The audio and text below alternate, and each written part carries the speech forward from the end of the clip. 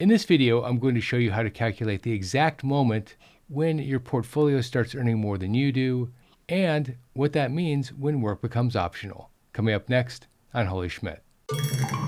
Holy Schmidt! Gang, for many people, at some point during their work years, their portfolio starts earning more than their salary. And for many of you watching this video, that moment is closer than you think.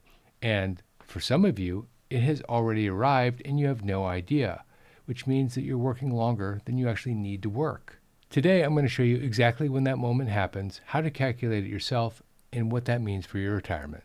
Because once you see this number clearly, the conversation about retirement changes completely.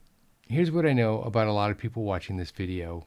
If you represent the average person watching this video, you started saving in your 30s, not in your 20s, and some of you even started saving in your late 30s. And because of that, you're scared. And along the way, maybe there was a divorce, or a job change, or a job reset, or a stretch of time where you didn't earn any money. And because of that, you aren't where you think you should be. So you keep working, you keep contributing, and you keep telling yourself just a few more years. And by the way, I understand this completely. The fear of running out of money is one of the most powerful forces in personal finance.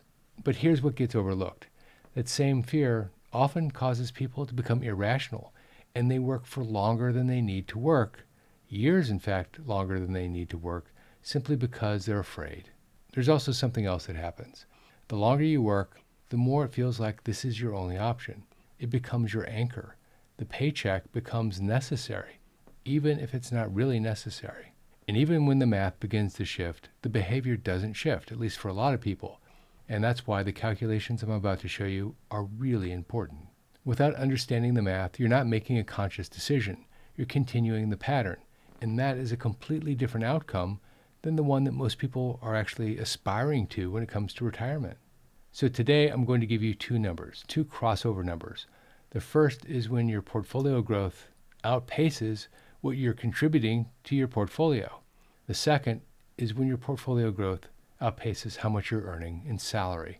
Both are calculable and both are probably closer than you think. Let's start off with the contribution crossover. This is the point where your portfolio is growing faster, earning more than the amount you're putting into your portfolio.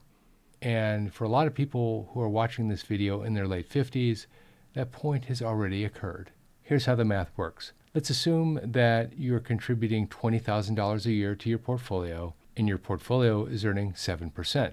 7%, by the way, is less than the historical long-term average of the S&P 500, but it's a good planning number for this exercise. At $200,000 saved, a 7% growth rate is $14,000, less than your $20,000 per year contribution. A $300,000 portfolio size means that you're earning $21,000. You've crossed over. And $400,000, $28,000.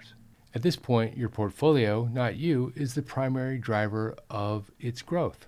And this is when people start to underestimate what's happening in their portfolio. Contributions feel tangible. You see them coming out of your paycheck. You know about how much they are. But the growth is silent. You don't get an alert when you cross over.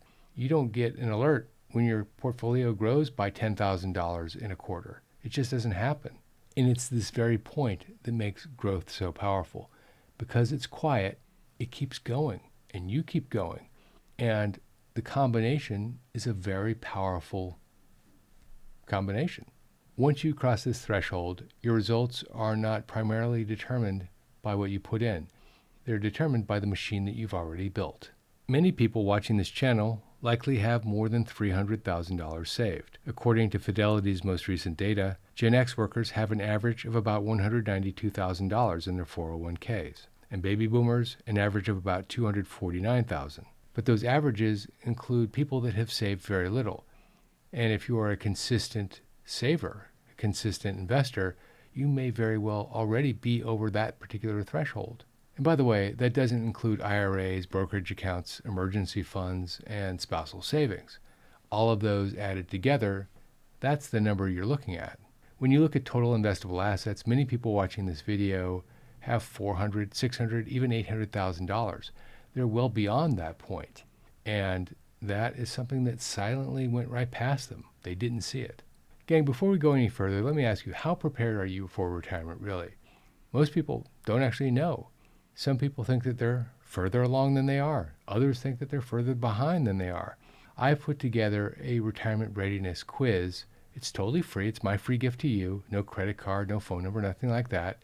You simply input your information, you answer 15 questions, and at the end, a 12-page report will be emailed to you instantly. If this is of interest to you, go to holyschmidt.com/quiz, fill out the quiz, and the results will be sent to you instantly. You'll also be put on our list and get tips, tricks, and other information by email once or twice a week. So how do you think about what we're talking about here? Well, there are 3 stages to your retirement journey, and how you think about each stage will determine how you think about things like work, time, and money. In stage 1, you are the engine. Every dollar you put in makes a meaningful difference. Stage 2, you and your portfolio are working together. The contributions still matter, but compounding is picking up speed. In stage 3, the portfolio is the primary driver. Your contributions are now smaller and smaller as a percentage of the total growth. Most people watching this channel are in stage 3, and many of them are still operating like they're in stage 1. Let me illustrate how this plays out using my 2 favorite identical twins, Callum and Marvin Miller. Both have $720,000 in their retirement accounts. Both contribute $20,000 a year, and both are 59 years old. At $720,000 a year and 7% growth, that portfolio is already generating $50,400 per year, more than twice the $20,000 annual contribution. In fact, both crossed over years ago, but only one of them knows it. Callum is all in, and he plans to work hard until age 63, and he plans on making $20,000 a year contributions over the next 4 years, so a total of $80,000. His portfolio, over that same period of time, will generate over $200,000 in growth. He's working hard for 4 additional years for a significantly smaller contribution to the outcome. And this is where the decision becomes less about math and more about awareness. If Callum understood what was going on in the background, he may still continue to work, but he might choose to work differently. He'd be working for purpose, and not because he needs the money. Marvin actually understands where he is, and he's starting to reduce his hours at work. He doesn't want to work as hard over the next 4 years, and he plans on contributing less, $10,000 a year in his case. So a total of $40,000 over the next 4 years. Even though his contributions have been cut in half, his portfolio continues to grow at the rate that it was growing before, and he has 4 years of his life back, at least partially back. And that is the contribution crossover in action. The portfolio, not the contribution, is what's carrying the workload. And now I want to show you the second number, the one that is even more powerful, and that is the salary crossover number. This is the point where your portfolio makes more in a year than you bring home from work. And the math is pretty straightforward. Assuming a 7% long-term return, your portfolio needs to be about 14 times your salary. So take your salary, multiply it times 14, and that is the portfolio size you need to be at the second crossover point. So if you make $70,000 a year, your crossover point is $1 million. If you make $90,000 a year, your crossover point is $1.28 million. And if you make $60,000 a year, your crossover point is $857,000. Now, there are a lot of people who hear the numbers that I just gave and say, well, I'm not near those numbers. But remember, when your portfolio is growing at an increased rate and it continues to grow, what looks like it's far away may not be that far away. On the flip side, there are people who've been diligent savers and have already reached that number, or they're very close. So they show up every day trading their time for a paycheck, not realizing that they crossed that point months or even years ago, and they don't really need to be working, or at least not working like that. And that, gang, is the whole point of this video. Math doesn't lie. You just need to run the math. Now, here's how to calculate both numbers in 5 minutes. Add up your retirement accounts, your IRA, your 401k, your Roth if you have it, and to that number, add any other investment accounts you have, like a trading account, a brokerage account, in other words, and a cash account. That generally is the base for most people. Once you have that total, write it down. Now, a question I often get at this point in the conversation is, what about my house? Well, your house is a very valuable asset, but it's not valuable for this exercise. So leave your house out of it for this calculation. Once you have that total, multiply that by 0.07 or 7%, and you have a number. Ask yourself, is that number bigger than my contribution and my employer match, of course? If so, then you've reached and passed the first threshold. The second question is that number bigger than my salary? If it is, then you have exceeded the second threshold. Your portfolio now earns more than you do. Now let me make this concrete for you. $800,000 times 0.07 is $56,000. If your combined contributions are $25,000 a year, you crossed the contribution line a long time ago. If your salary is $55,000 a year, you've also crossed the salary line. Your portfolio is now the biggest earner in your household, and most people don't realize that point.